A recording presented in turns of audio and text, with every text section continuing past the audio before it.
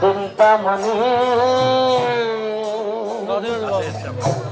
বিধু মেলা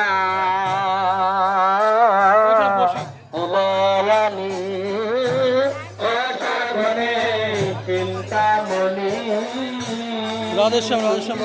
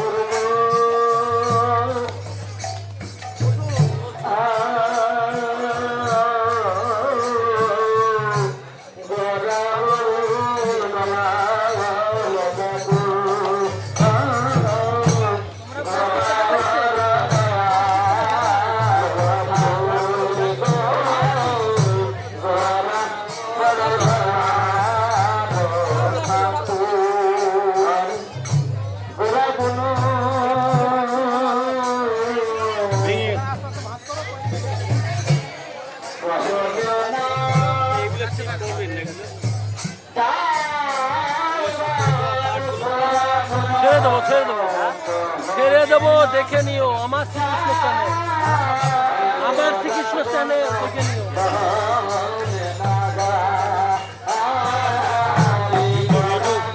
দিয়ে দিই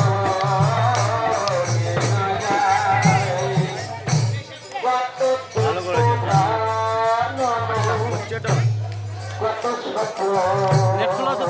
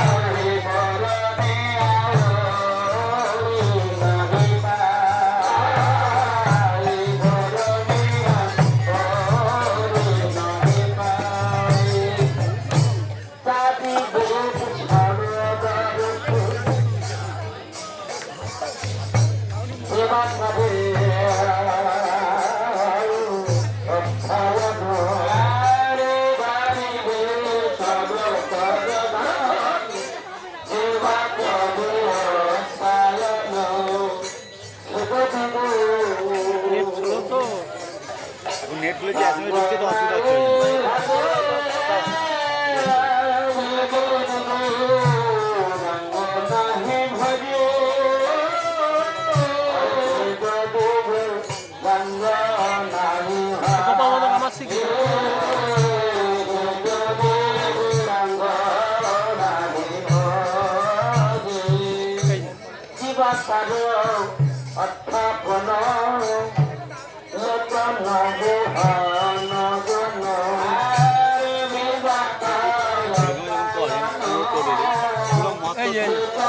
সব তুলে মাছটা তো পুরো তুলে একদম গুড হরিহর কলা ঠিক আছে অন করে দিন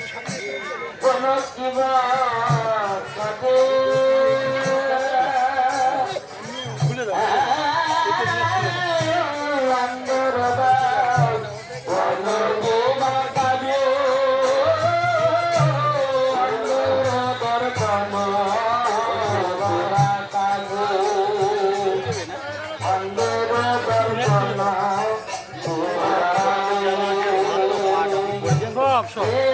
আরে এক করবো না মানে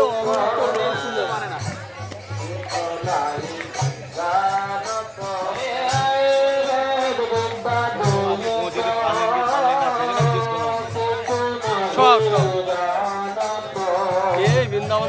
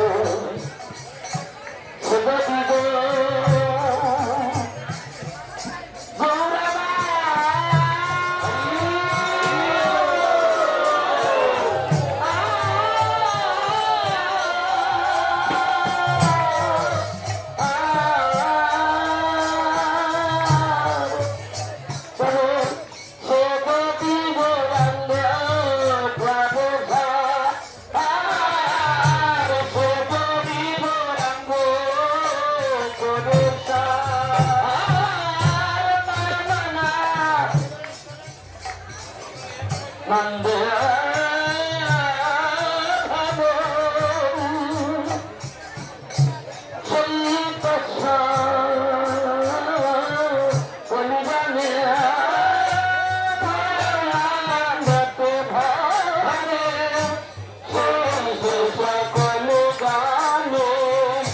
সর্বশক্তি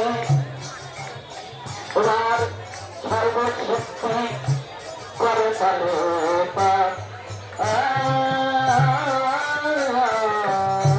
সর্বশুদ্ধি করে তালে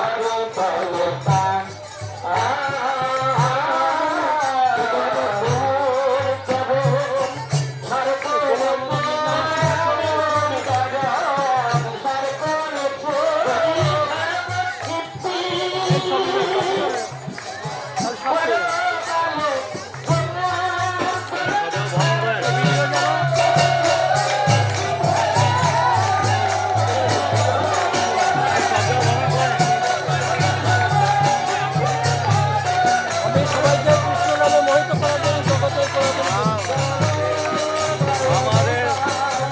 খুলে রাখে।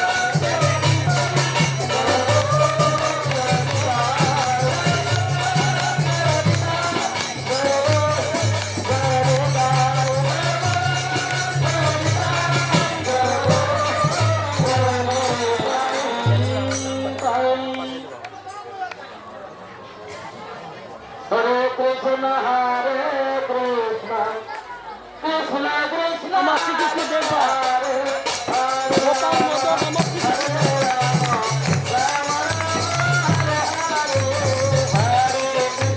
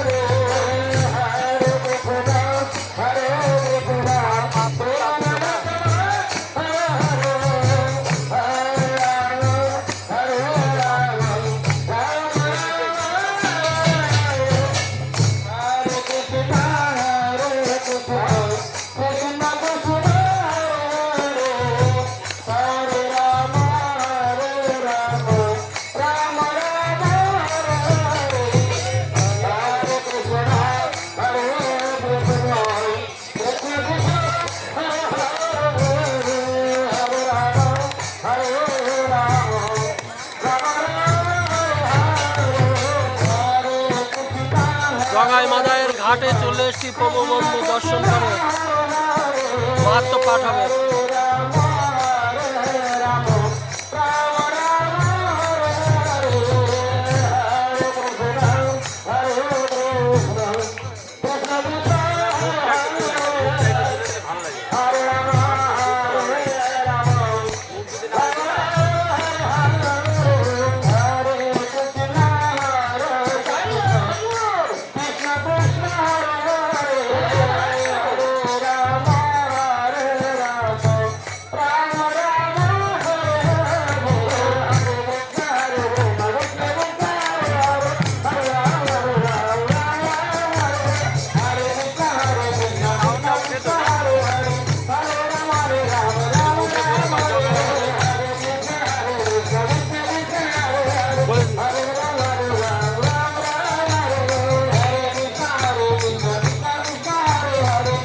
জগাই মাদায়ের বাড়ি জগাই মাদায়ের ঘাট সামনে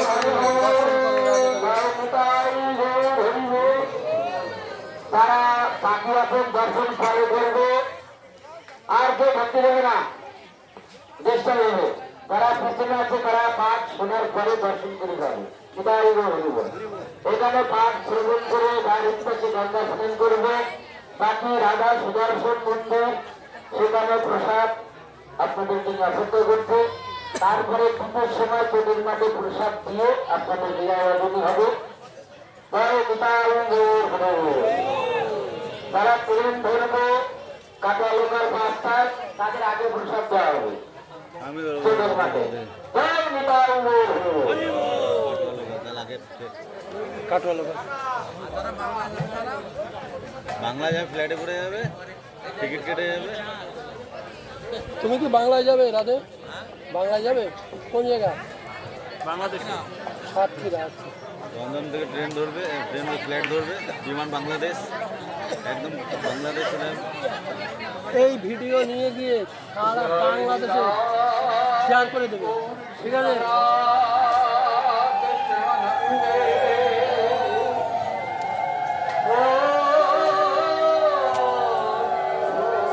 এটা স্ট্যান্ড কিনে হ্যাঁ আটা এটা ভেঙে গেছে তো, ফেলে দিয়ে আটা কিনতে। ভালো একটা স্ট্যান্ড, এটা কস্টলি কিনবে। হ্যাঁ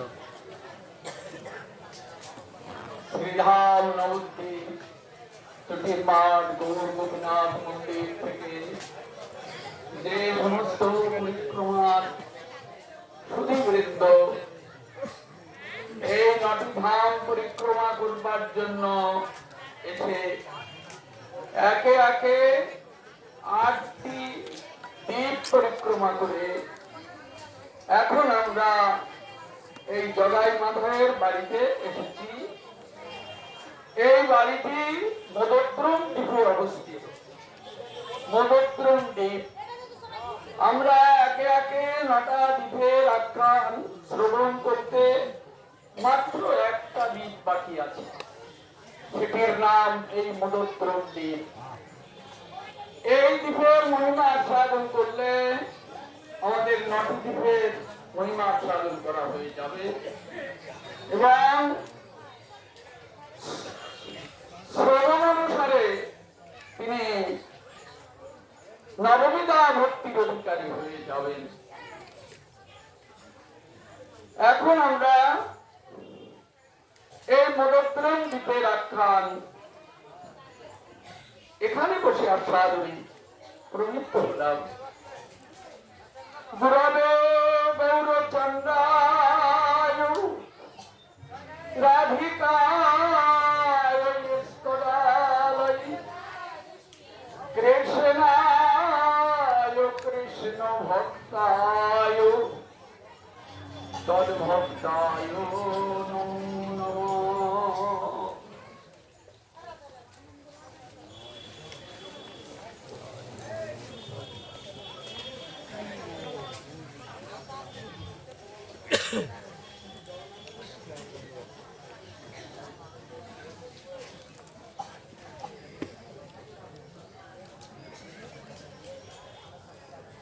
আজ এই বিগত 7 দিন ধরে আমরা বহু আশায় বুক পেতে শ্রীধাম নবদ্বীপ পরিক্রমা করবার বাসনা নিয়ে এসেছিলাম এবং সেটিকে সার্থক করে আজকে আমাদের পরিক্রমার সমাপ্তি ঘোষণা করা হবে। অতএব আজকেই আমাদের পরিক্রমার এই মদদ্রুম দ্বীপের আখ্যান শ্রবণ করলে পরিক্রমার পাঠ সমাপ্তি। আপনাদের অনেক রূঢ় ভাষা দিয়ে অনেক কটূক্তি করেছি মাঝে মাঝে, আমার এটা যুবার দোষ। তাই কারো চরণে যদি কোনো অন্যায় করে থাকি আপনারা নিজ গুণে আমাকে ক্ষমা করবেন।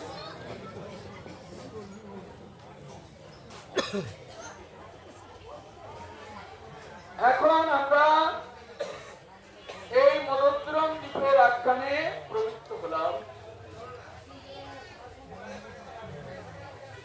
এই মদদ্রুম দ্বীপের আখ্যান আমরা যদি শ্রবণ করতে পারি তাহলে আমরা জীবের প্রকৃত স্বরূপ যেটা সেটিকে আমরা পাব। জীবের স্বরূপ কি? জীবের স্বরূপ নিত্য কৃষ্ণ দাস।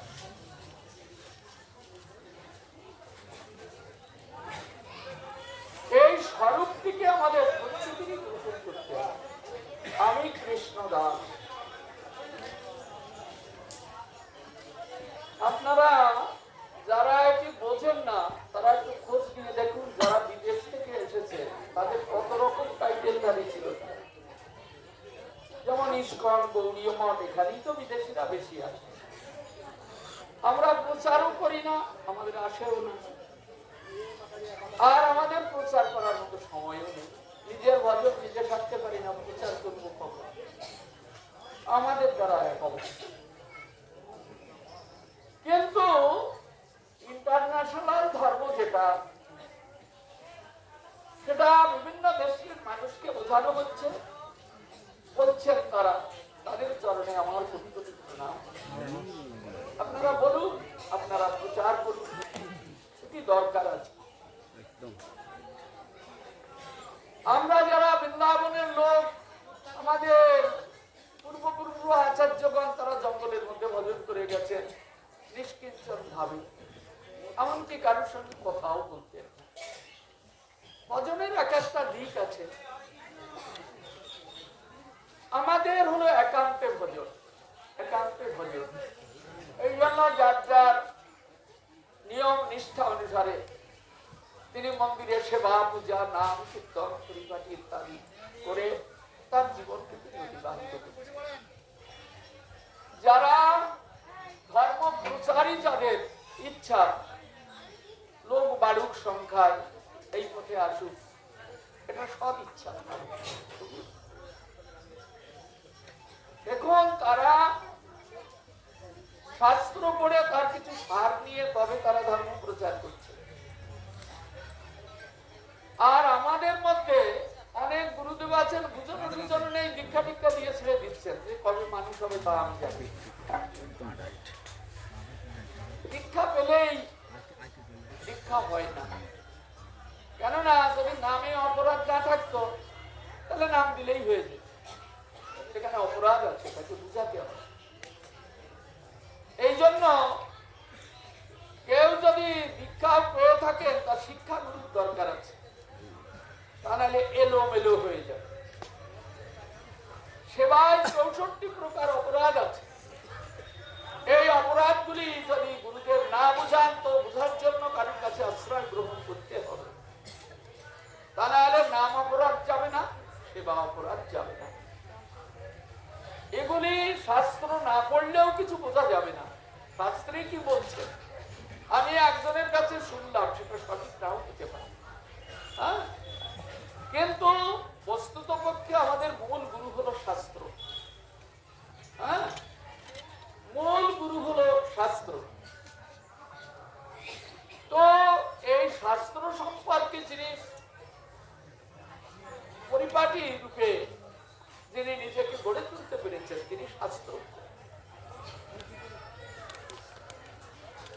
এই জন্য কৃষ্ণদাস কবিরাজজি গুরু তাকে করতে বলেছেন, কিবা বিপ্র কিবা শূদ্র রাশি কেনে নয়, যেই কৃষ্ণ তত্ত্ববেত্তা সেই গুরু হবে। তাহলে গুরু হবে কারা? কৃষ্ণ তত্ত্ববেত্তা ব্যক্তিগণই গুরু হবে। সে কোন বর্ণে জন্মগ্রহণ করেছে তা দেখার কোনো দরকার নেই।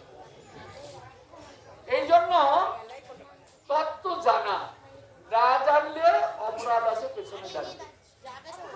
এই অপরাধ থেকে মুক্ত না হতে পারলে কৃষ্ণ নাম করলেও তাদের প্রেম উপজয় হবে না, প্রেম পাবে না। হ্যাঁ, নাম নিতে যার নাহে প্রেম নাহে অবশ্য জানিবে তার আছে অপরাধ। এমন যে নাম মহাপ্রভু কেটে কেটে দূর থেকে বুড়োকে নামিয়ে নিয়ে এসেছে, আমার চোখে জল আসে না, তার মানে প্রমাণ করতে হবে যে আমি অপরাধ। অপরাধ শূন্য হইয়া লইলে নাম হয় প্রেম পূজন। যেদিন প্রেম আসবে সেদিন বুঝবো যে আজকে বোধহয় আমার অপরাধটা কিছু। যাই হোক, আমরা এই 8টা দ্বীপের আখ্যানকে আমরা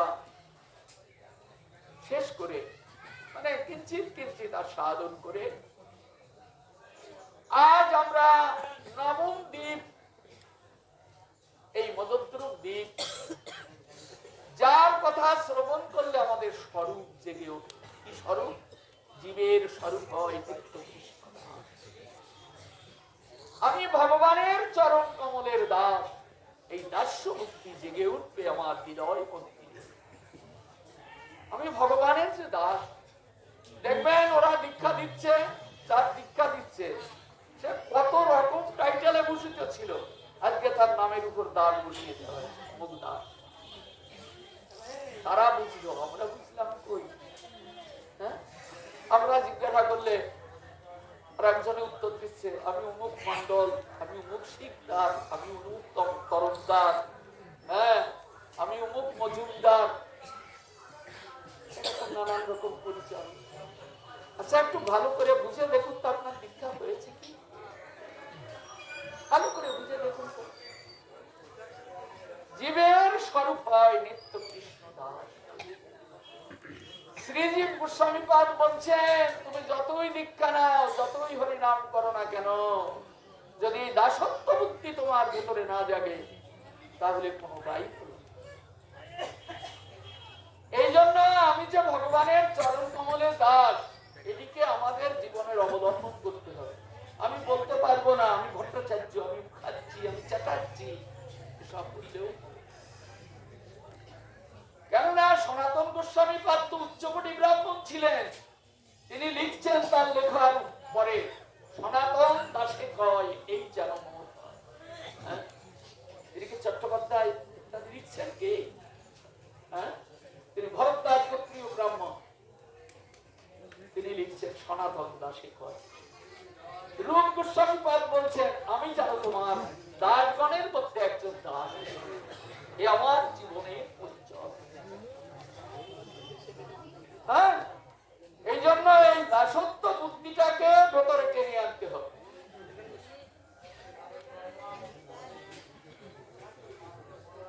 এই দাসত্ব বুদ্ধি যখন আমার মূল পরিচয় হবে, তখন বুঝতে হবে আমি ভগবানের চরণ কমলে এগিয়ে চলেছি।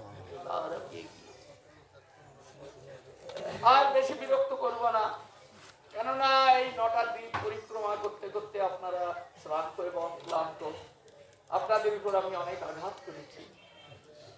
তো আমার জিহ্বা আগেই বলেছি, দুষ্ট জিহ্বা দোষে আমি আঘাত করেছি। কোন সাধুকে মানে উপদেশ করবার মতো ক্ষমতা আমার নেই, কিন্তু শাস্ত্র যখন ধরেছি তখন শাস্ত্র সিদ্ধান্তটা তো বের করতে হবে, তাই আমাকে বলতে হবে শাস্ত্রের সিদ্ধান্ত। এখন এই মদদ্রম দ্বীপের কথা সাধন করলে আমরা কি গোবিন্দ চরণের পূর্ণ দাসত্ব পাবো, মহাপ্রভু নিতাই চাঁদের চরণের দাস হয়ে যাবো আমি। বড় অভিলাষ ছিল, তাই আজ সেই অভিলাষ পূরণ করবার জন্য এসেছি আজ জগাই মাথাইয়ের বাড়ি। জগাই মাথাইকে বাড়িতে সাধু সাজে আসতে দিত, মেয়ের রাস্তায় কোথায় তাড়িয়ে দিত। আজকে সেই জগাই মাথাইয়ের বাড়িতে আমরা এসে বসে পরীক্ষা। এখন এই জন্মদ্বীপের আখ্যান আমরা শ্রবণে প্রবৃত্ত হলাম। এই মদদ্রম দ্বীপের আখ্যান আমরা শ্রবণে প্রবৃত্ত হলাম।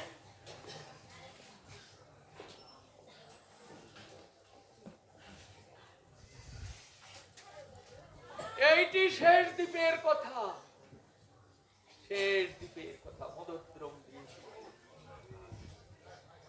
মাউগাছি প্রদেশের শোভা নিরখিয়া শ্রীনিবাস প্রতি কহে ঈশান হাসিয়া।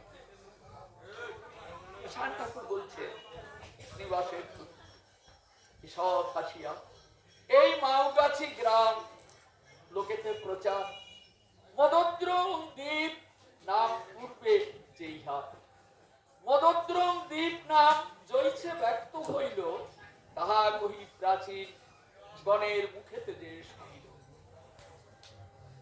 এখন এই মদদ্রম দ্বীপ আমি লোকের মুখে যেমন শুনেছি, তেমনি আমি এই মদদ্রম দ্বীপের কথা ঈশান ঠাকুর বর্ণনা করতে আরম্ভ করলেন। পালিতে পিতার সত্য কৌশল্যা তনয়, অযোধ্যা ছাড়িয়া বনে করিলাম বিজয়। রামলীলার আখ্যান তুলে ধরেছেন ঈশান।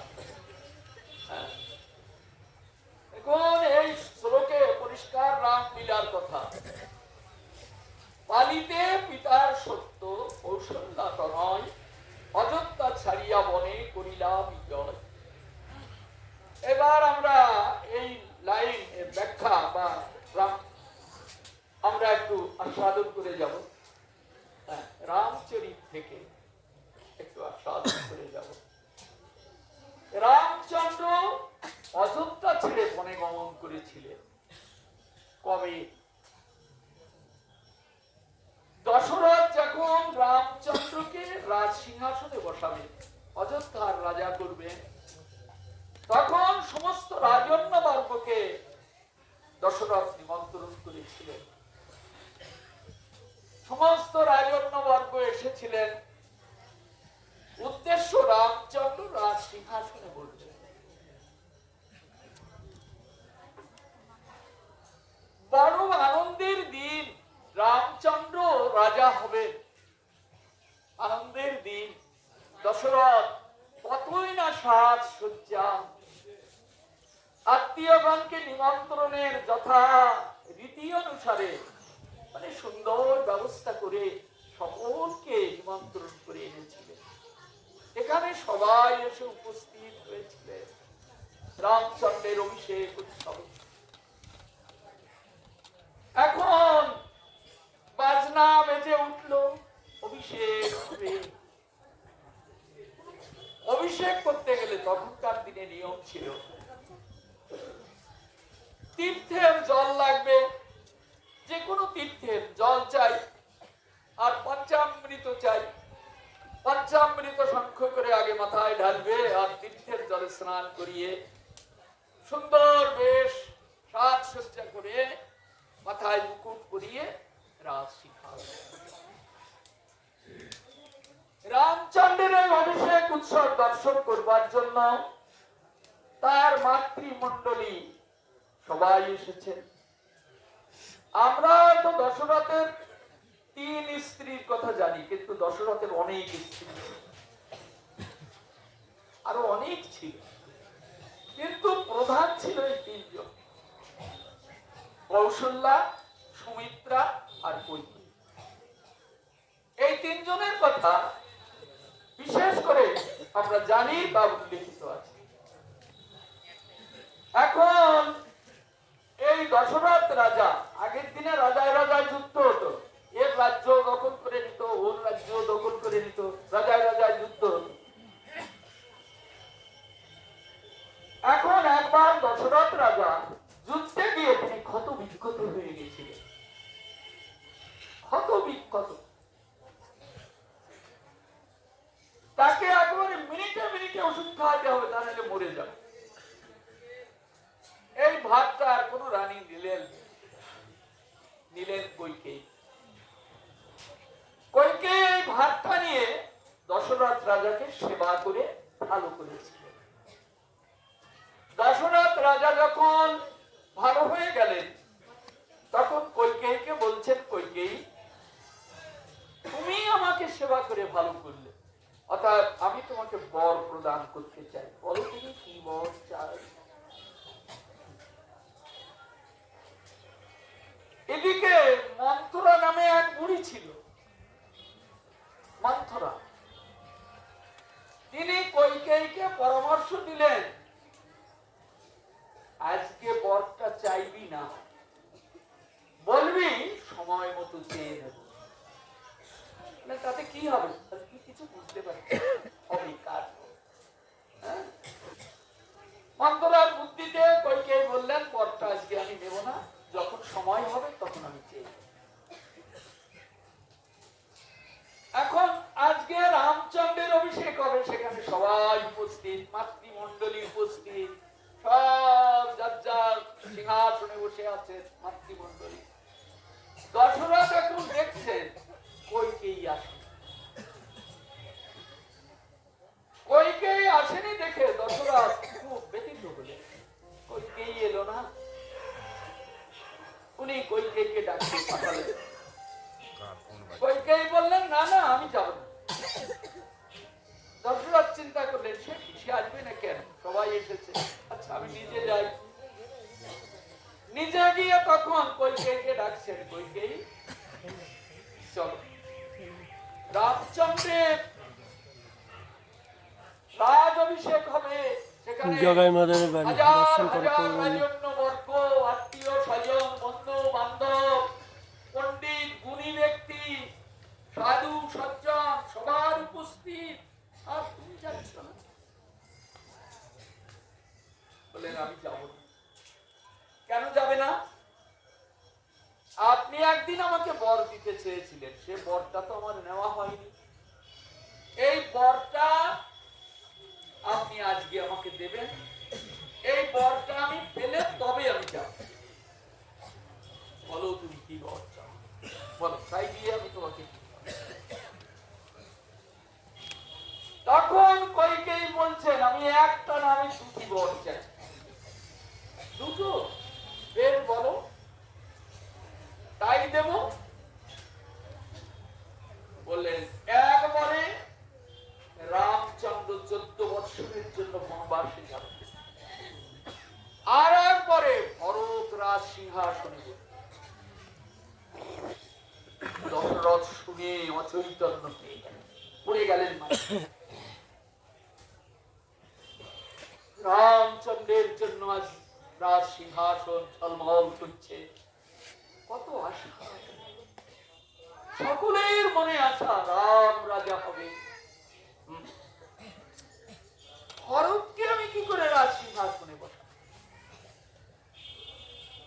কেননা রামচন্দ্র সবার বড়।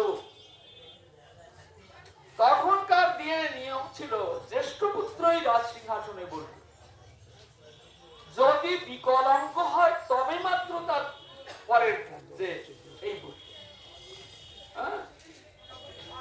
এই জন্য ধৃতরাষ্ট্র অন্ধ ছিল বলে পাণ্ডুরা সিংহাসনে বসে থাকে, বিকলাঙ্গ অন্ধ। কিন্তু রামচন্দ্র তো অন্ধ নয়, বিকলাঙ্গ নয়, সর্বাঙ্গীন সুন্দর। তাই রামচন্দ্র রাজ সিংহাসনে বসবেন। এতে তো আমি ভরতকে বসতে পারি না, অনিয়ম হয় না বলতে। আমি নিয়ম টিয়ম জানি না। বর চাইতে বললেন, বর চেয়ে ইচ্ছা হলে দিন, না ইচ্ছা হলে না দিন। এই বর আমি চাই। কইকেই তুমি অন্য কোন বর চাও, বলো, অন্য কিছু চাও জগতে, আমি তোমাকে দুহাত দিয়ে পড়িয়ে দেব। বলো।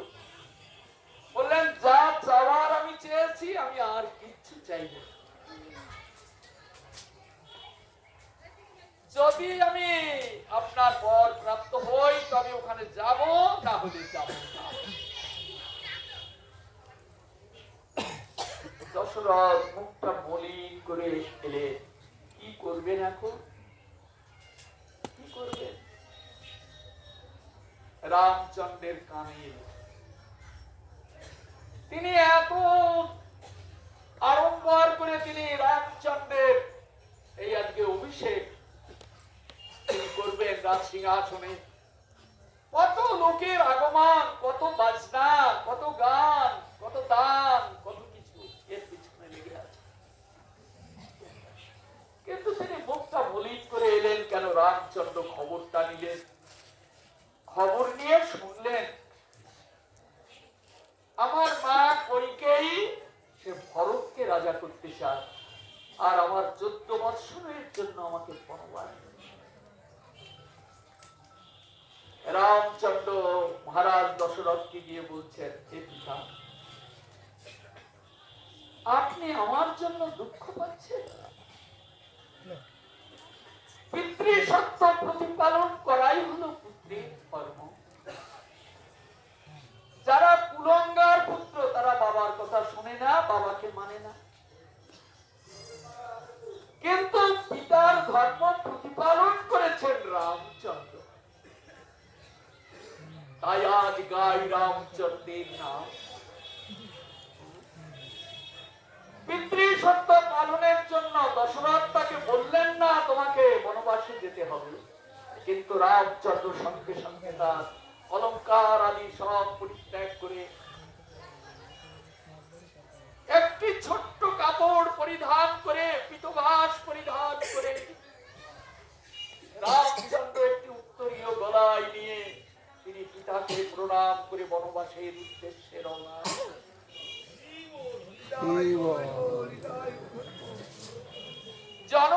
নন্দিনী সীতা, জনক রাজার কন্যা, রাজকন্যা, লক্ষ্মীর মুরতিখানি, তিনিও সঙ্গে সঙ্গে তার অলঙ্কার আদি পরিত্যাগ পূর্বক রামচন্দ্রের কাছে এসে উপস্থিত হয়ে বলছেন, "হে স্বামী, আমিও যাব তোমার সঙ্গে।" রামচন্দ্র বলছেন, "সীতা, তুমি রাজার মেয়ে, রাজকন্যা, তুমি জনক নন্দিনী, কত সুখে তুমি লালিত পালিত হয়েছ, তুমি বনবাসে কি আমার সঙ্গে দিন কাটাতে পারবে না? বনবাসে কত দুঃখ, কত কষ্টকাঠিন্য পথ, চলবে কি করে?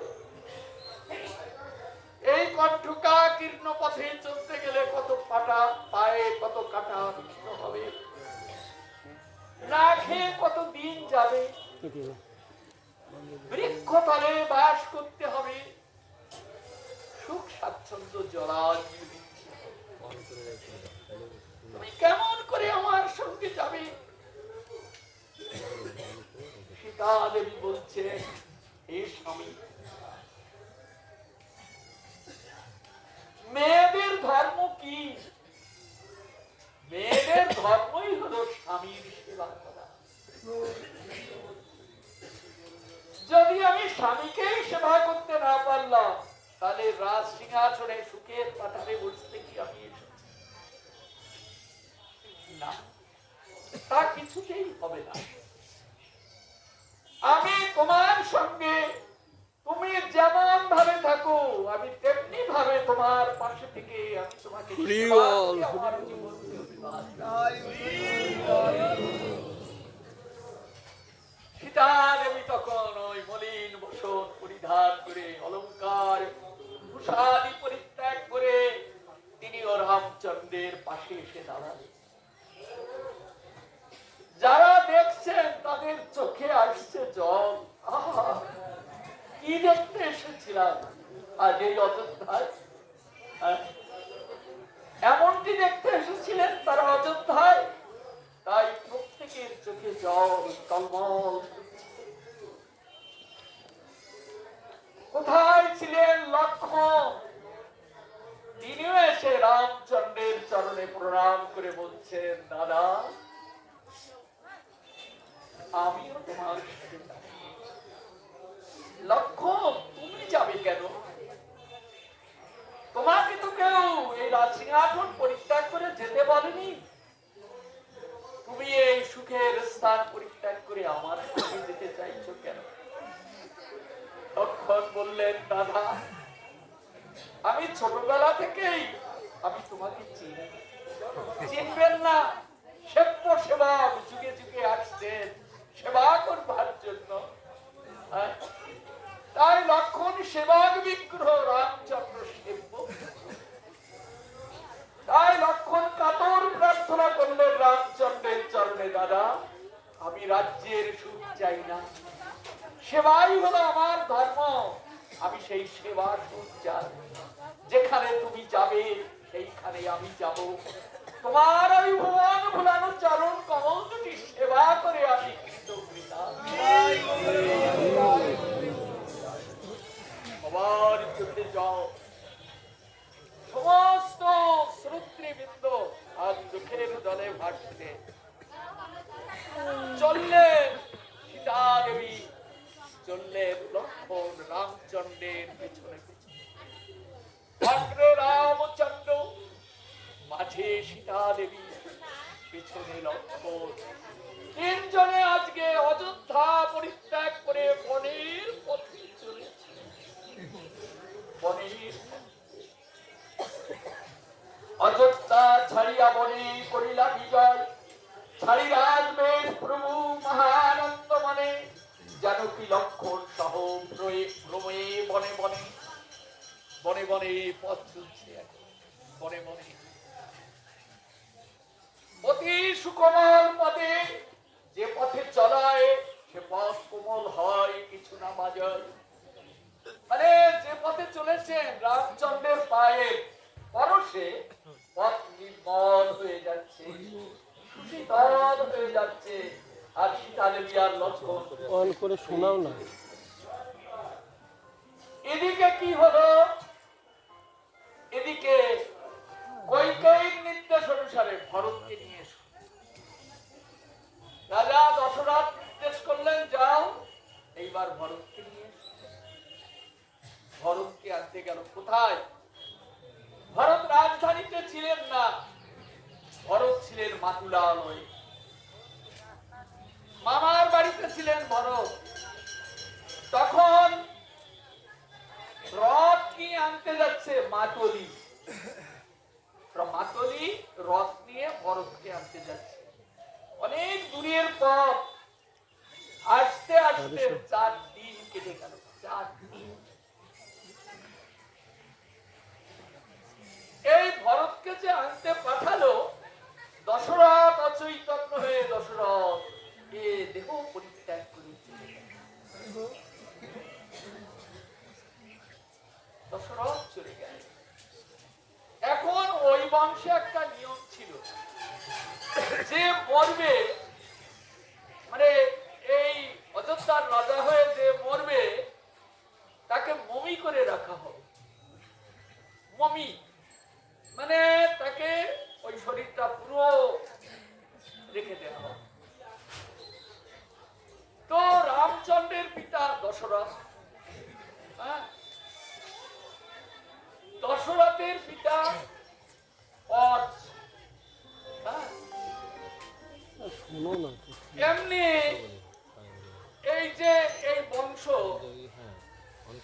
তারপরে হলো রঘু, এই জন্য এটাকে বলা হয় রঘু বংশ।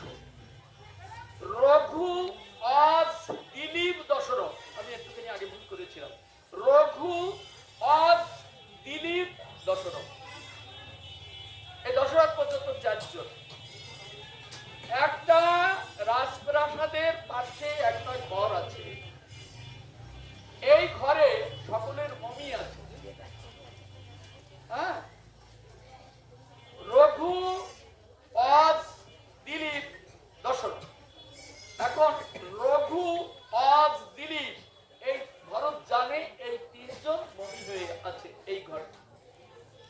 ভরতকে যখন মাতলি নিয়ে এলো, তখন ভরত এসে ওই মমি ঘরে আগে পূর্বপুরুষকে প্রণাম করতে এসেছে। ভরত এসে যখন প্রণাম করছেন, তখন দেখলেন ওই 3 জনের পরে আরো একজন বসে আছে, তিনি হলেন দশরথ। ভরত দশরথের মমি দেখে তিনি চিৎকার করে উঠলেন, এ কি? বাবা ইহ জগতে নেই, তবে আমাকে আনতে গেল কেন? তখন ভরত শুনলেন রামচন্দ্রকে 14 বৎসরের জন্য বনবাসে পাঠিয়েছে আমার মা কৈকেয়ী। ভরত কৈকেয়ীর সন্তান।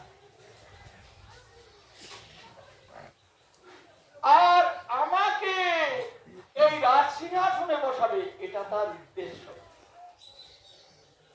সবাই এখন রাজ সিংহাসনে বসাবে ভরতকে। ভরতকে ডাকছেন, এসো ভরত। ভরত বললেন, দেখি আমার মাটা কোথায়, আগে দেখে।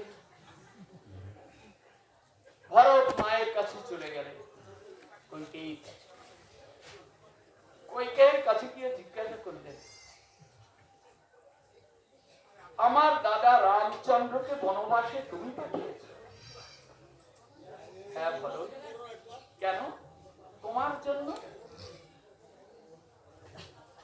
রামচন্দ্র তো আমার পেটের ছেলে নয়, তুমি আমার পেটের ছেলে। তুমি যদি রাজ সিংহাসনে বসো তবে তো আমার আনন্দ। হ্যাঁ, ও তো কৌশল্যার পুত্র, তার আনন্দ, আমার তো আনন্দ নয়। বললেন, আরো বলো। বললেন, তুমি এইবার রাজা হবে, আমার আনন্দ হবে। ভরত রেগে গেলে, কি এতখানি কামনা বাসনা নিয়ে তুমি মহারাজ দশরথের স্ত্রী? তোমাকে আমার মা বলে ডাকতে ঘৃণা হয়, ঘৃণা হয়। আমিও চললাম, ভারত চলেছে, যে পথে রামচন্দ্রের চরণের চিহ্ন আছে সেই পথ।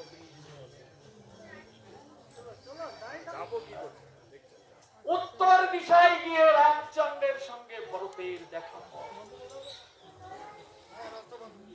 ভরত গিয়ে রামচন্দ্রের চরণ কমলে পতিত হলেন।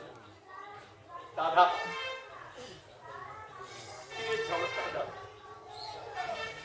আমি তো তোমার চরণে কোনো অপরাধ করিনি, দাদা ফিরে চলো।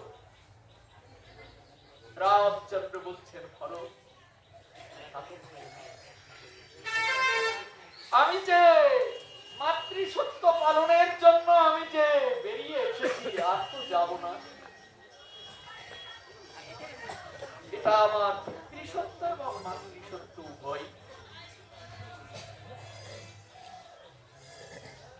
তখন রামচন্দ্র ভরতকে বোঝাচ্ছেন, ভরত, আমি তোমাকে আদেশ করছি, তুমি যাও অযোধ্যার রাজ সিংহাসনে বসো।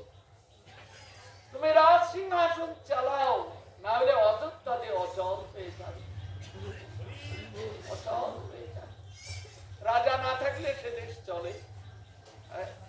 আর আগের দিন তো এরকম ইলেকশন করে রাজা হতো না, রাজার ছেলেরাই রাজা হতো। গণতান্ত্রিক রাষ্ট্র ছিল।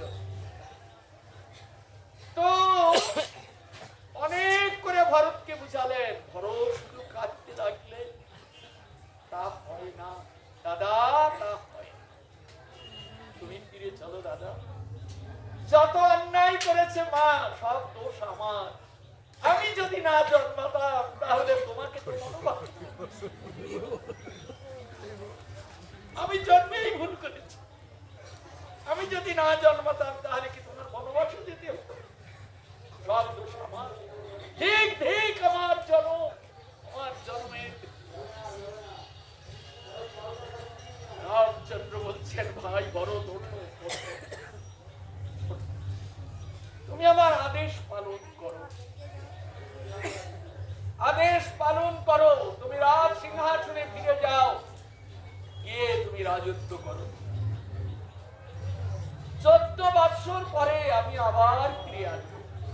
সেই দিন যদি তোমার ইচ্ছা হয় তাহলে তোমার যা ইচ্ছা হয় তাই করো। তাহলে আমাকে ফিরে যেতে হবে, এটাই তোমার আদেশ? কেন আমি তোমার সঙ্গে বনবাসে থাকতে পারবো না? দাদা, আমি সবই পারি। কিন্তু রামচন্দ্রের আদেশে ভরত কি করলেন, তাহলে আমার যদি ফিরেই যেতে হয় তাহলে হে দাদা, তোমার এই পাদুকা কি আমাকে দাও, পাদুকা। হরি বল, হরি বল।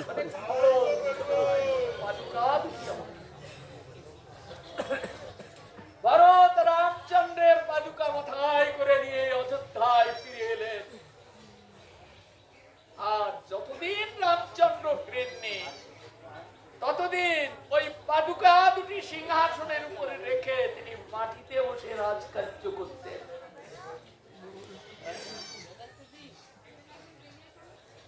তাই রামচন্দ্র আবার চললেন বনের পথে।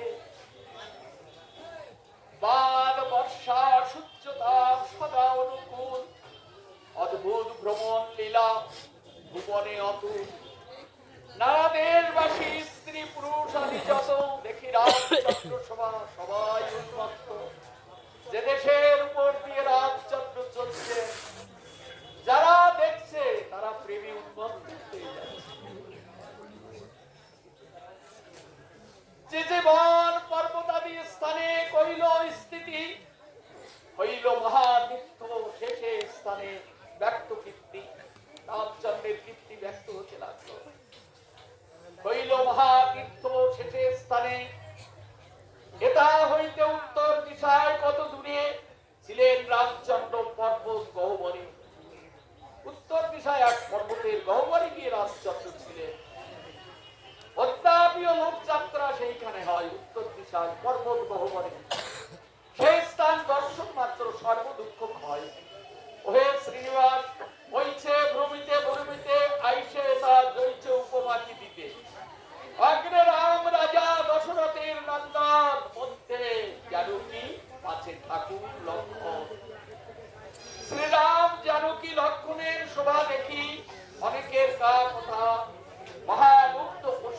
রাখি। ব্রহ্মাদির বন্ধ রাম রাজীব লোচন, চতুর্দিকে চাহি চলে গজেন্দ্র গমন।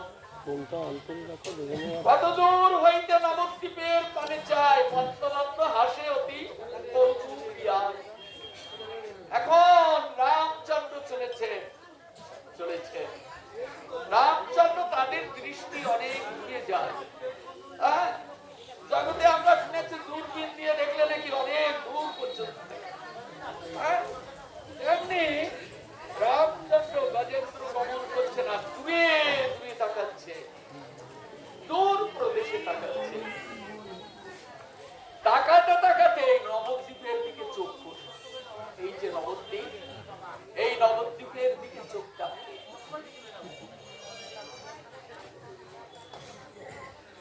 রামচন্দ্রের দেখি সহাস্য বদন। এই নবদ্বীপের দিকে চোখ পড়ায় রামচন্দ্রের দিকে হাসছেন রামচন্দ্র। জিজ্ঞাসা জানো কি, কহ হাস্যের কারণ? হে প্রভু, হে রামচন্দ্র, তুমি হাসছো কেন? এ দুঃখের মাঝে তোমার মুখে হাসির কারণ কি আপনি জানতে পারেন? দাপুরের পরে কলিযুগে প্রথমে হবে মহা কৌতুক এই নবদ্বীপ গ্রামে।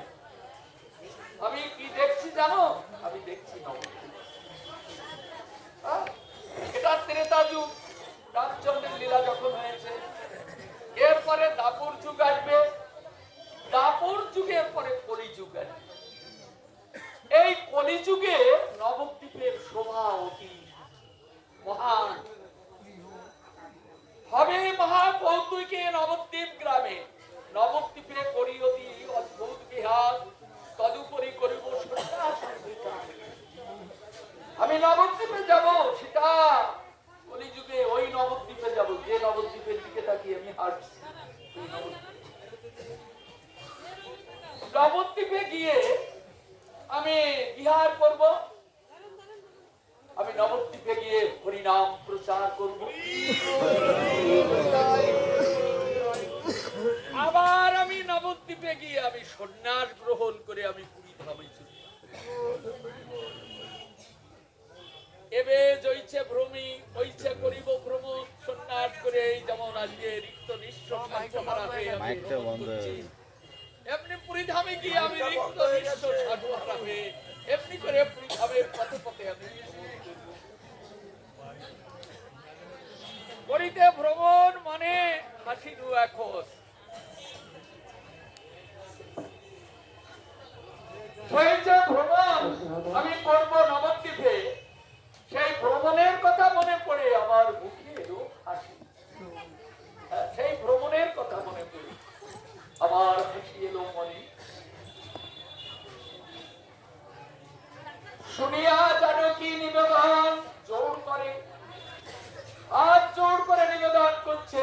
জানকী জোর করে কইছে, বিলাসিবা প্রভু নদিয়া নগরে।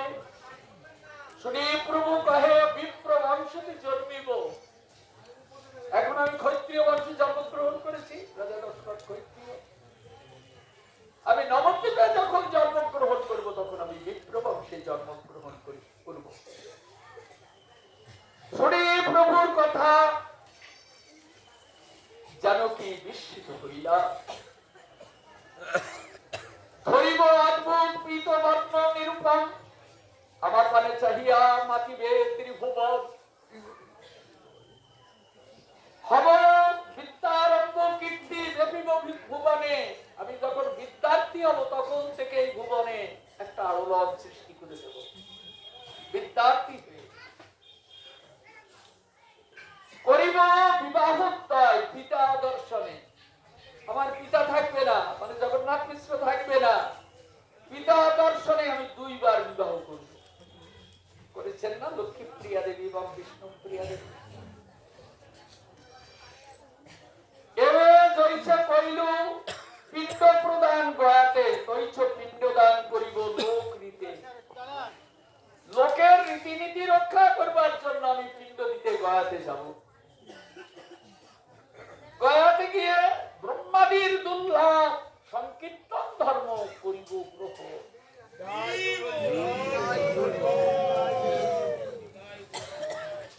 এই জন্য গয়াতে গিয়ে ঈশ্বর শ্রীপদের কাছ থেকে মহাপ্রভু দীক্ষা গ্রহণ করেছিলেন।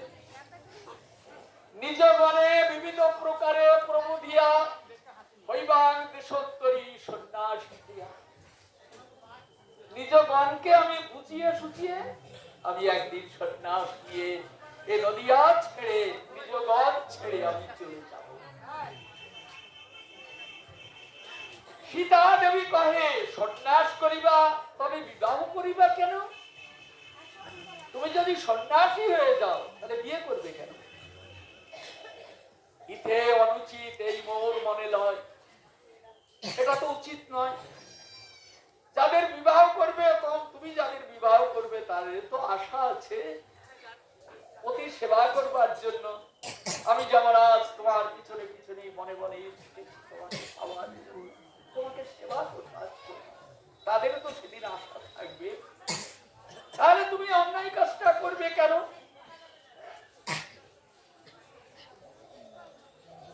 তো পরম দয়ালু হইয়া হইবা নির্দয়, শুনি লজ্জাযুক্ত রাম সীতার প্রতি কর না জানো সদা মোর নবদ্বীপ স্থিতি। সীতা তুমি তো জানো না আমার নবদ্বীপ স্থিতি। কহিতে কহিতে হইছে মধুর গমনে জানো কি লক্ষণ সহ আইলা এইখানে, এই নবদ্বীপের কাছে কাছে এসে গেলেন। এইখানে এক বৃহৎ দ্রুম তটে আছিল, এখানে এক বড় একটা দ্রুম মানে বট বৃক্ষ, তার তলে এসে দাঁড়ালেন রাম লক্ষ্মণ সীতা। পুনঃ জানকী কহে নিজ প্রাণনাথে সংকীর্তন আনন্দ প্রভু কইছে নদিয়াতে।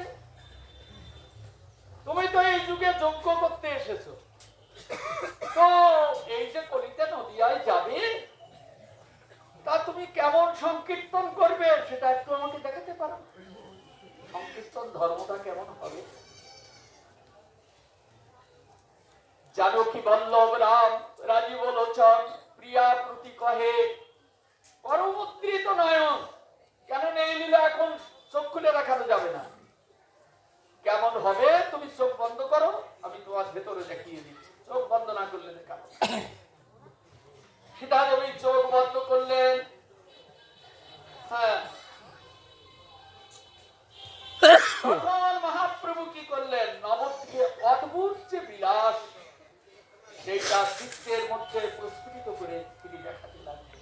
চোখ বুঝিয়েছে সীতা, আর চোখ বুঝিয়ে দেখতে পাচ্ছে পরম লীলা।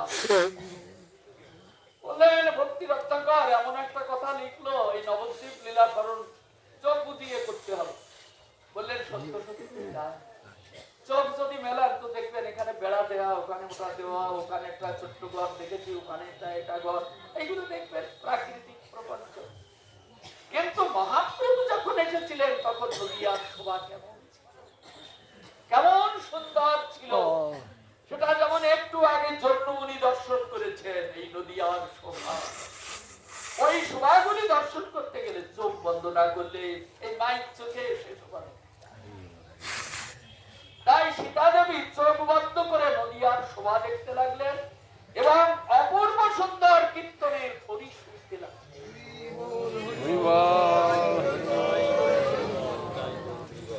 গীত নৃত্য বাদ্যের অবধি নদিয়ায় এমন কীর্তন হচ্ছে যা কোনো যুগে কোনো কালে সীতা দেবীও প্রভু ভক্ত অসংখ্য উপমা নাই তার। এ রামলীলায় আর কয়জন ভক্ত রামচন্দ্রের সঙ্গে? কিছু বানর সৈন্য টৈন্যের কথা বেশি শোনা যায়। আর এখানে বানর সৈন্য নয়, এখানে আর লেজ নেই, এখানে সব মানুষ, সব মানুষ, সব লীলার সব পরিকর আজ এই হরিনাম সংকীর্তন করতে নদিয়ায় এসে বিভিন্ন যন্ত্র বাজাচ্ছে আর হরিনামের সংকীর্তন একেবারে মানে প্রমাণ্ড ভেদ করে যাচ্ছে। সেই ধ্বনি প্রমাণ্ড এই নবদ্বীপ প্রমাণ্ড ভেদ করে যাচ্ছে। সেই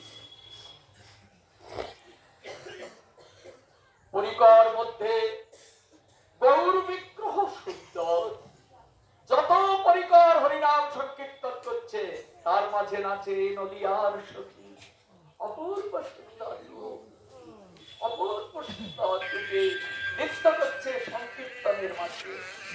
কৈশোর বয়স, সে যেন মহারসের সাগর, মহারসময় মূর্তি ধারণ করে তিনি নৃত্য করছে।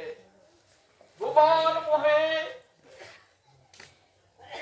অঙ্গ ভঙ্গিমাতে এই যে ভুবন, এই যে জগৎ মোহিত হয়ে যাচ্ছে তার অঙ্গ ভঙ্গিমাতে, এমন ভাবে নৃত্য করছে জগৎ মোহিত হয়ে যাচ্ছে। সে শোভা দেখিয়া সীতা নারী স্থির হইতে, সীতা দেবী ওই শোভা দর্শন করে সীতা দেবী কম্পিত হচ্ছে। এ কি সুন্দর! নয়ন মেলিয়া চাহে প্রাণনাথ পানে, তখন চোখ খুলে রামচন্দ্রের দিকে সীতা দেবী তাকিয়ে বলছে, হাসিয়া রামচন্দ্র স্থির কইলা তানে। কি দেখলে নদিয়ার শোভা? মানে একবারে বিহ্বল হয়ে গেছেন সীতা দেবী। এমন এমন নৃত্য গীত, এমন আনন্দ, এমন ক্রন্দন, এমন গড়াগড়ি, এমন হরিধ্বনি, এমন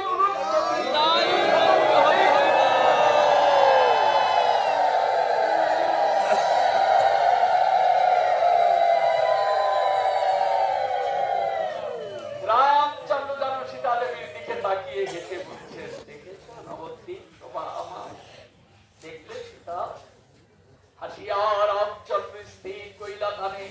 সর্বতত্ত্ব জানেন শ্রী সুমিত্রা নাঙ্গা, মানে লক্ষণ, তিনি জানেন সব। কেননা যুগে যুগে তাকে সেবা করতে তিনি আসবেন, তাই তিনি জানবেন না? হইয়া অধৈর্য লীলা করিয়া স্মরণ, সুমিত্রানন্দন তখন এই লীলা দর্শন করলেন। তিনি দর্শন করে তার স্মরণ জাগলো, আমি কোন লীলায় কি ছিলাম, এগুলিও তার স্মরণ পথে আসবে। মানে এটা জ্ঞানের জায়গা, জ্ঞান স্ফুরণের জায়গায় নদিয়া। এটা সকলের বোধ বৃত্তি অতিশয়। বোধ মানে মতি, এখানে মানে মতিটা একেবারে নবদ্বীপ লীলায় সকলে একেবারে নবদ্বীপের মহিমা সাধনে মানে ব্যাকুলিত হলে কবে এমনি হবে এই নদিয়ায় এত আনন্দ, কবে হবে? এই হেতু মদদ্রম দ্বীপ পূর্ব পূর্ব লৌকিক ঈশান ঠাকুর বলছেন, এই যে বোধ পরিবর্তিত হচ্ছে নবদ্বীপ সম্পর্কে, তাদের দর্শন করে তাদেরও বাসনা হচ্ছে, তাহলে কবে সেই দিন আসবে? সেদিন আমরাও রামচন্দ্রের সঙ্গে এই আনন্দ রস আমরা কবে আস্বাদন করতে পারবো? এই যে মদ বৃত্তি হলো, মতি বৃত্তি হলো নবদ্বীপের এই লীলা দর্শন করবার জন্য। এই জন্য ঈশান ঠাকুর বলছে তাদের যে মদ বৃত্তি হয়েছিল, এই জন্য এই দ্বীপটির নাম বলা হয় মদদ্রুম দ্বীপ। এই দ্বীপের আখ্যান যারা শ্রবণ করেন তারা ভগবানের দাস স্বরূপে তাদের মনোবৃত্তি নিপুটিত হয়। জীবের স্বরূপ হয় নিত্য কৃষ্ণ দাস। অর্থাৎ আমরা দাস্য প্রেমের অধিকার পাওয়ার জন্য আজকে এখানে এই হরিকথা সাধন করলাম। তো আমরা 9টি দ্বীপের আখ্যান সাধন করলাম। শ্রবণং কীর্তনং বিষ্ণু স্মরণং পাদুসেবনং অর্চনং বন্দনং সৌখ্যং দাস্যং আত্মনিবেদনং। এই নববিধা ভক্তির অধিকারী আমরা হলাম এই নবদ্বীপে। তো এইবার আমরা একটু আস্বাদন করে যাবো। জগাই মাধায়ের বাড়িতে এসেছি, কেমন? এই জন্য শেষ মুখশুদ্ধি এই জগাই মাধায়ের। জগাই মাধাই তো নগর কোটাল ছিলেন, আপনারা জানেন। জগাই মাধাই নগর কোটাল। চাঁদ কাজী তখন এই নবদ্বীপের অধীশ্বর। এখন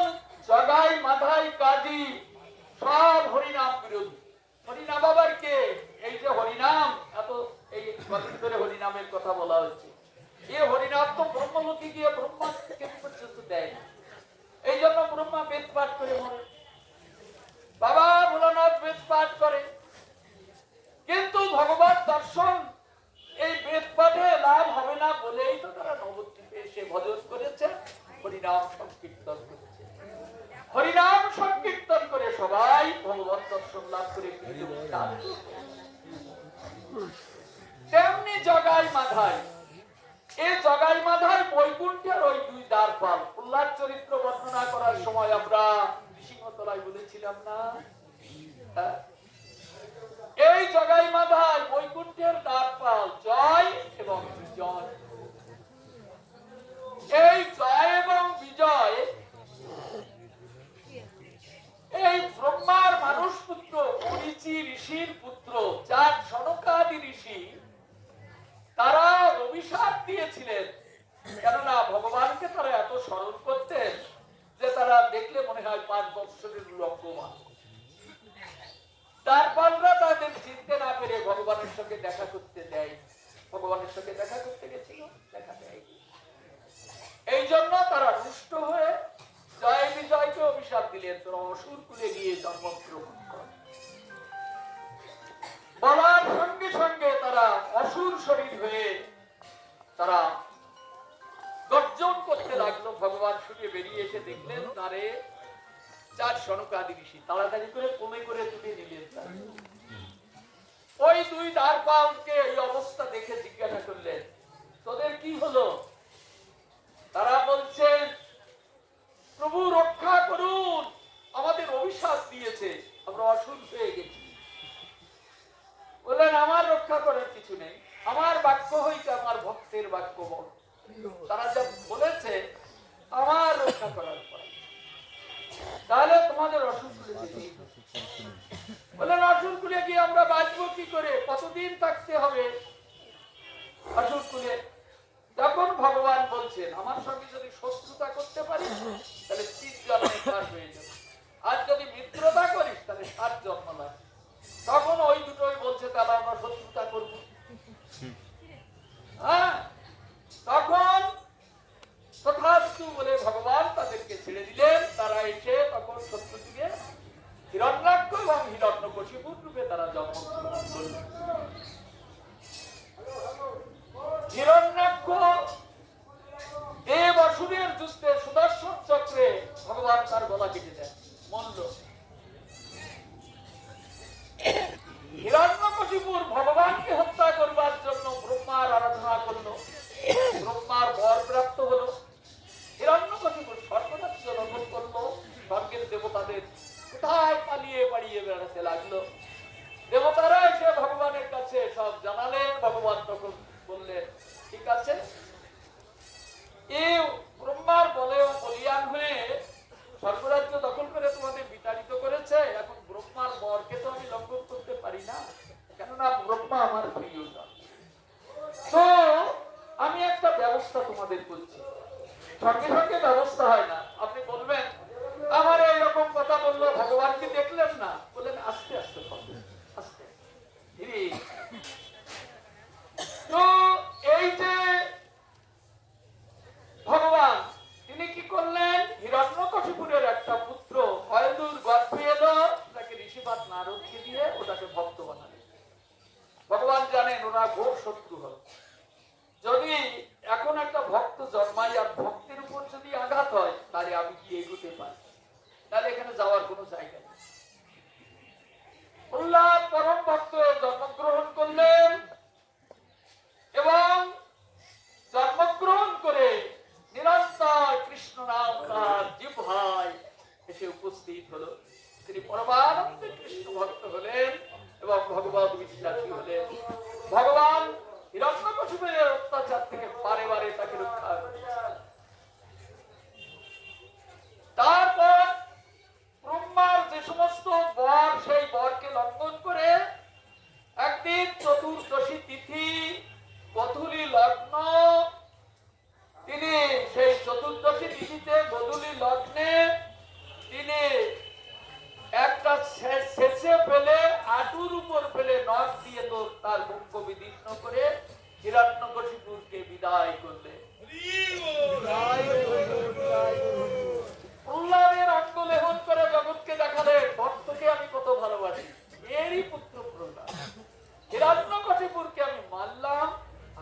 তোমাদের অঙ্গ বোধ করছি। দেখো ভক্ত আর অভক্তের সঙ্গে আমার কত তফাৎ।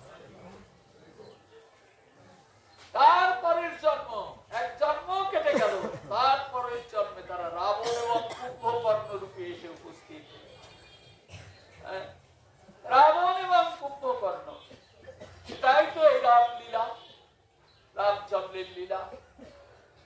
এবার ভগবান কুম্ভকর্ণকে মারলেন এবং রাবণকেও মারলেন।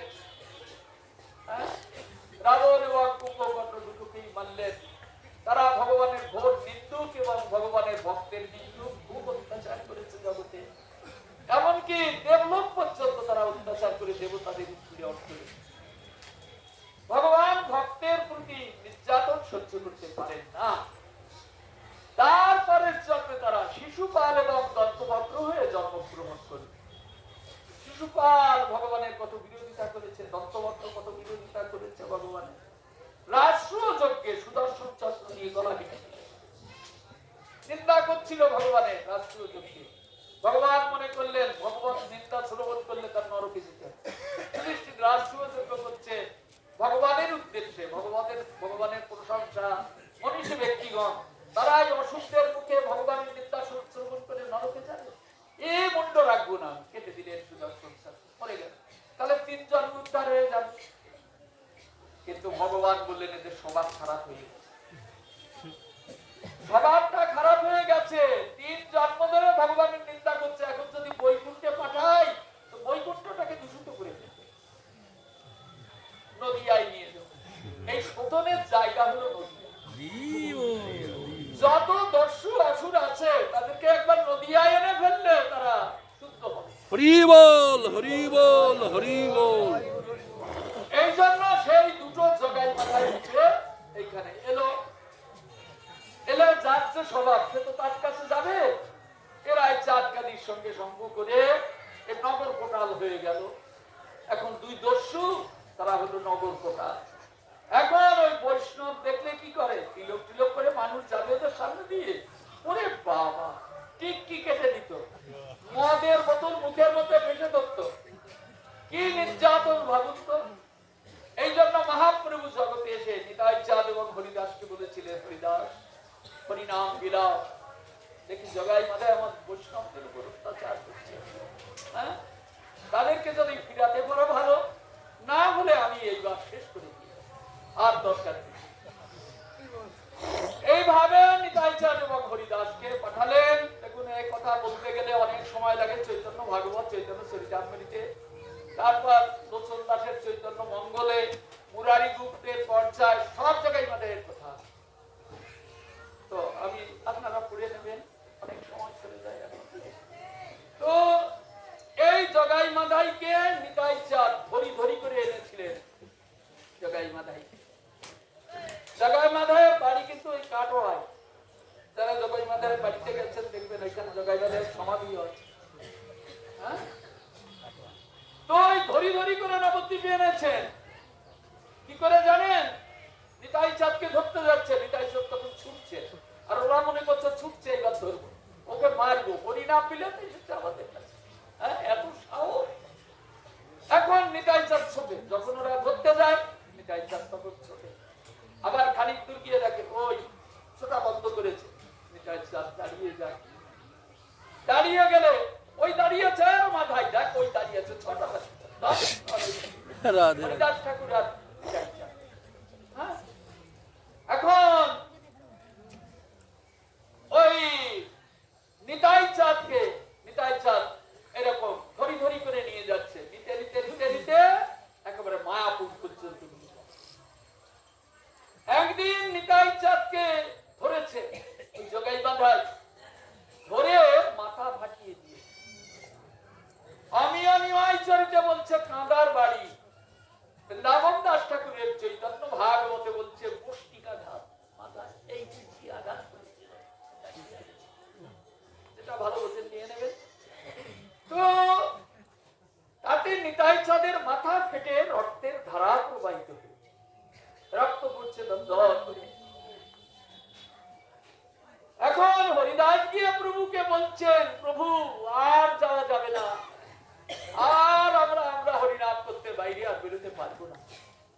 কেন? নিতাই চাঁদকে মেরেছে, মাথা ফেটে রক্তের ধারা প্রবাহিত হচ্ছে। মহাপ্রভু তখন কি কোথায় সে জগাই মাথায় বললেন, ওই দেখুন ওইখানে ওই পড়ে আছে। মহাপ্রভু গিয়ে জগাইকে ধরলেন।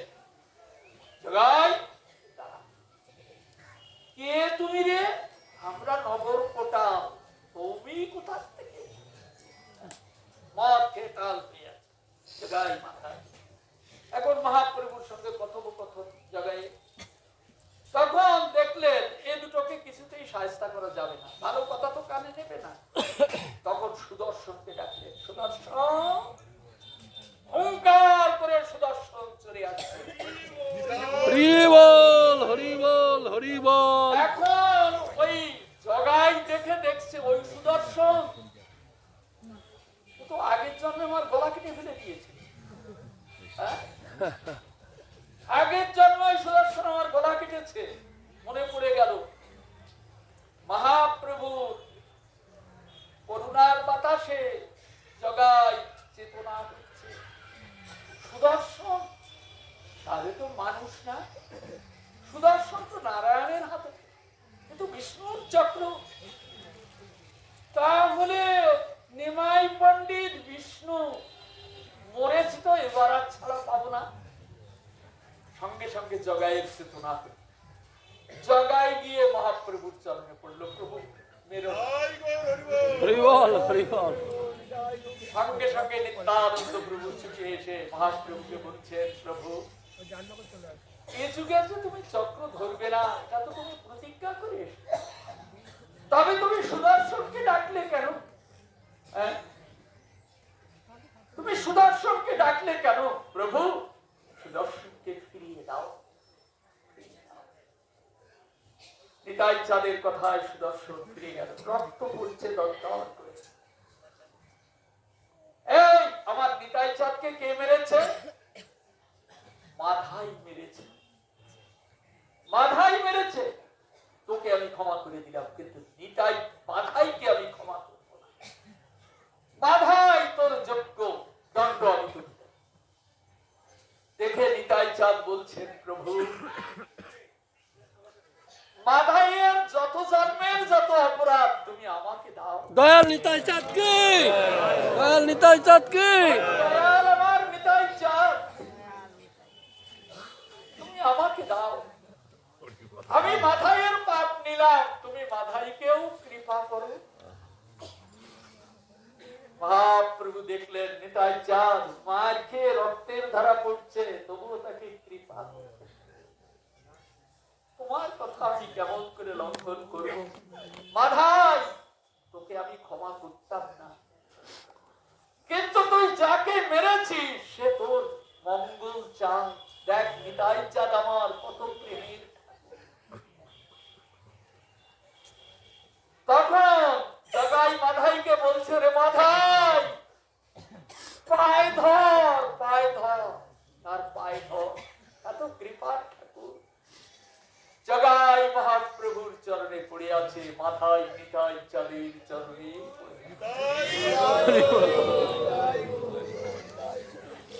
এখন নিতাই চাঁদ উপদেশ করছেন, ওর মাথায় বল আর কোনদিন এমন কাজ করবি না।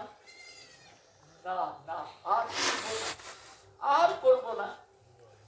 আর সাধুদের কাছে অপরাধ করবি না তো। মহাপ্রভু বলছেন, আর যদি না করিস তবে সব দায় মোর। যদি আর না করিস তাহলে সব দায়ভার আমি নিলাম। নিতাই চাঁদের কৃপায় মাথায় বলছে, প্রভু আর করবো না।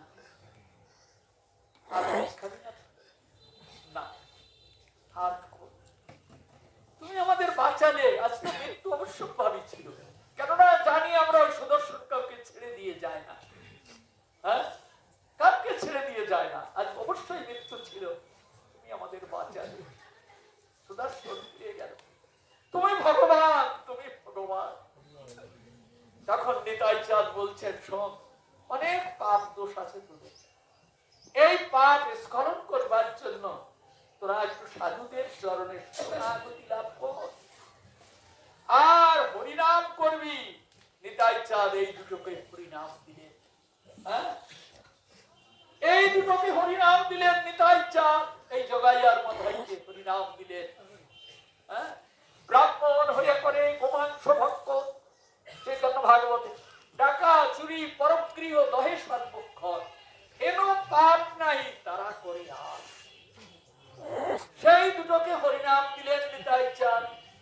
এখন দুটো কি করে? বাড়ি এসে ঘর বাড়ি মদের বোতল ভেঙে চুরমার করে পরিষ্কার করে ধুয়ে মুছে একাকার। এখন নিত্যানন্দের কৃপা, এ সাধারণ কথা নয়। আমি একটু বললাম আর মানুষের হয়ে গেল, অত সহজ নয়। এ নিত্যানন্দের কৃপা। জয় জগাই মাধাই দুইজনে প্রতিদিন উষাকালে করি গঙ্গা স্নান। 2 লক্ষ নাম লয় প্রতি রাত্র দিনে। দেখুন নামের সংখ্যাটা কেন, 2 লাখ নাম করে। হ্যাঁ, এই মহাপ্রভু নিতাই চাঁদ কিন্তু এই নামের সংখ্যার উপর বিশেষ দৃষ্টিপাত করে। নাম যার ভগবান তার। নাম ছেড়ে দিয়েছ ভগবানের সঙ্গে আর কোঅপারেশন থাকবে না, আর কোনদিন দেখা হবে। নাম যার ভগবান তার। যে যত বেশি নাম করবে সে তত ভগবানের কৃপা ভাজন হবে। এই জগাই মাধাই প্রতিদিন 2 লক্ষ নাম করে আর নাম করিতে করিতে নয়নের জলে ভাসে। গঙ্গার ঘাটে যায় ভোরবেলায় একটা ঘটি নিয়ে। মাধাই 1 ঘটি গঙ্গা জলা।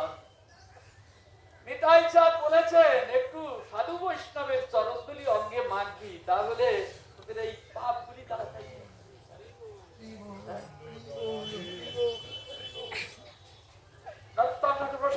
বলছেন না, বৈষ্ণব চরণ রেণু ভূষণ করিয়া তনু যাহা হইতে অনুভব। বৈষ্ণবের চরণের রেণু ছাড়া কোনদিন অনুভব জানতে পারে না। ভূষণ করিয়া তনু যাহা হইতে অনুভব হয়। এখন জগাই মাধাই ওই ঘাটে গিয়ে কোনো বৈষ্ণব চান করতে আসলে অতি ধরে। 2 ভাই 2 চরণী দিয়ে পড়ে, সাধু বাবা কৃপা করো, কৃপা করো, বহু জন্মের অপরাধ। গঙ্গার জল এনে তার চরণ ধৌত করে, জল পান করে। হ্যাঁ, ভক্ত পদ ধূলি, ভক্ত পদ জল, ভক্ত ভুক্ত অবশিষ্ট এই 3 শক্তি ফলে মহাময়।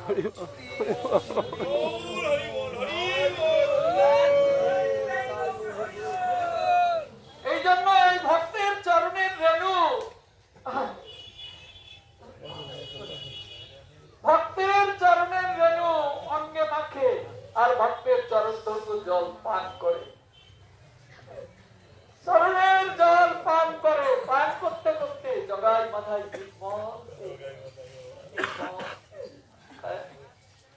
নির্মল হয়ে গেল। তখন মহাপ্রভু দেখলেন এ নবদ্বীপে আর আমি থাকবো না, আর থাকবো না। কেননা নবদ্বীপের প্রতিবন্ধক আর কেউ নেই। জগাই মাথায় চাপল গোপাল কাজী সবাই এখন পরমানন্দে হরিনাম। আমার আর কেউ নেই। তাই মহাপ্রভু এই নদিয়াকে প্রেমের বন্যায় ভাসিয়ে দিয়ে তিনি এমনি করে একদিন সন্ন্যাস নিয়ে চলে গিয়েছেন। 24 বৎসর সেন যেই বাগবান তার শুক্লা পক্ষে প্রভু করিলাম।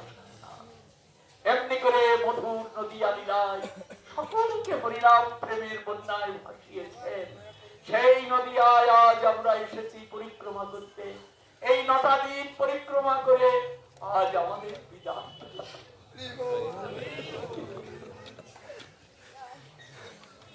তাই আর হয়তো আপনাদের আর আমি ধরে রাখতে পারবো না।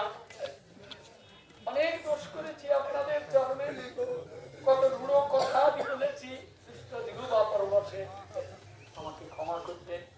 আমি নিতাই গৌর চরণ কমলে প্রার্থনা জানাবো, আপনারা যে যেখান থেকে এসেছেন তারা এই নদিয়ার